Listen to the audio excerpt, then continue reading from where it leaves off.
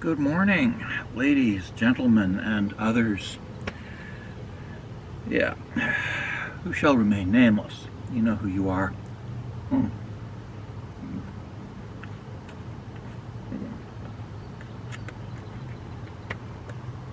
Breakfast before I go to work. Mm. Mm-hmm. Yeah. Yeah.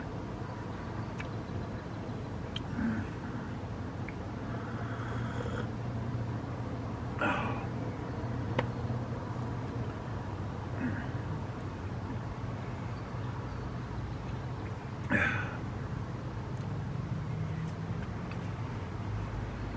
Discussing young Earth creationism, and once again the far-fetched claim that there is zero evidence for evolution.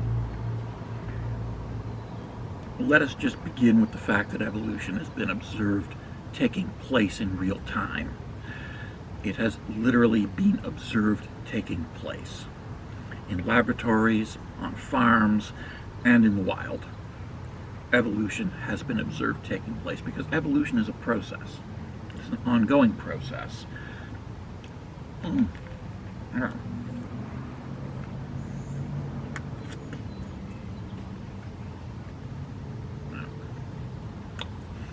Now, creationists like to pretend that evolution was an event that happened somewhere in the distant past, but it's not. It is, again, as I've said, an ongoing process. When evolution stops, it's because there's no more life left.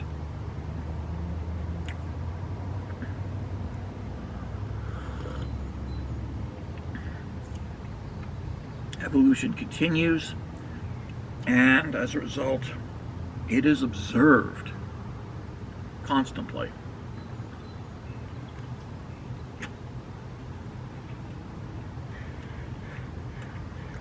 Another big piece of evolution is the biostratification of the fossil record. Now, a lot of young earthers like to pretend that this is all the flood. But floods don't sort things into orders of complexity. They sort things by size. So, if our geology was created by a single giant global flood, we would find Tyrannosauruses at the very bottom, and we would find Tiktaalics somewhere near the top, because they're much smaller, because that's how floods sort strata. Big stuff at the bottom, little stuff at the top. Instead, what we find is that a whole bunch of big and little things in one layer, and then a whole bunch of different big and little things in another layer, then a whole bunch of big and little things in another layer, and so on and so on. And layers separated by different types of deposit. So you have some marine deposits, you have some wind-blown sand deposits in a desert. You have some deposits that are rich in what are called kankar, which form whenever you have soil, moist soil, that is nevertheless above water, being baked by the sun. And you have multiple layers of kankar, you have multiple years of being dry ground.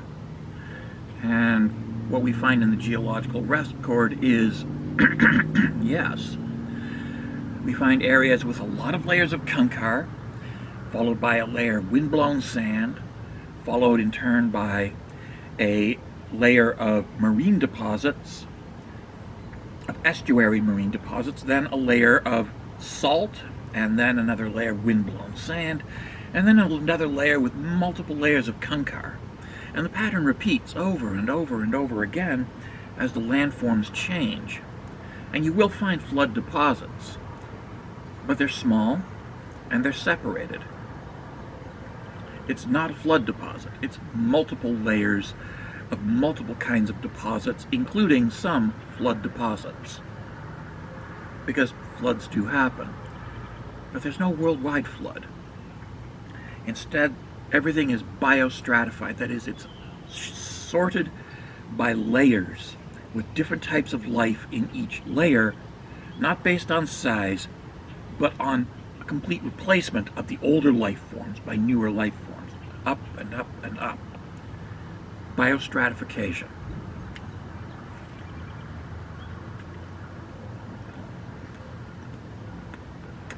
In the flood model, tyrannosaurs and mammoths are in the same layer, and Tiktaalik and beavers are also in the same layer. What we see is completely different. Tiktaalik is at the bottom, tyrannosaurs are higher up, mammoths and beavers are near the top. These are not flood deposits. They're not flood deposits. And they were not all deposited simultaneously.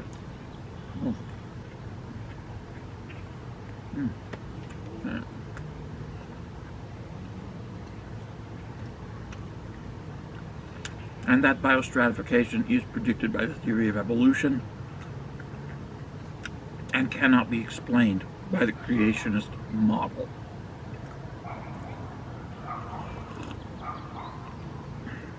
Yeah.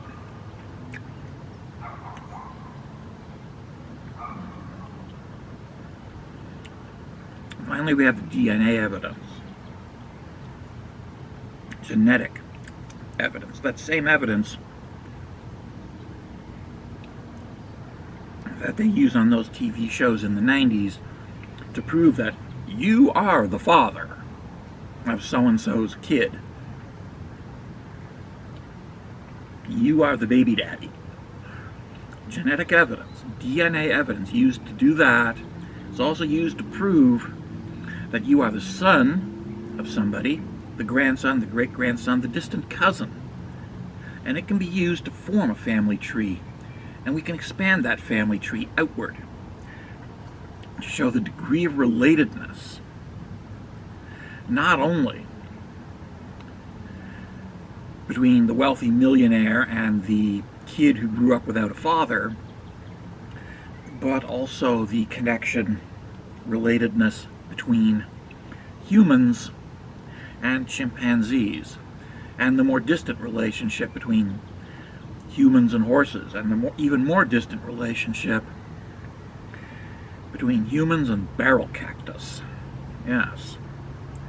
Because, let's face it, they're all eukarya, they're all related.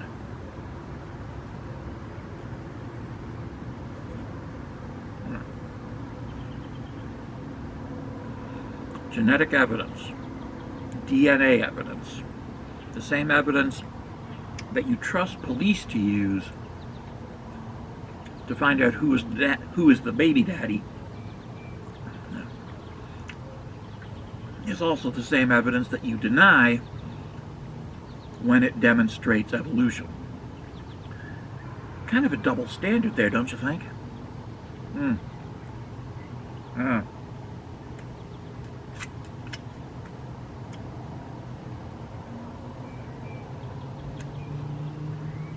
Anyway,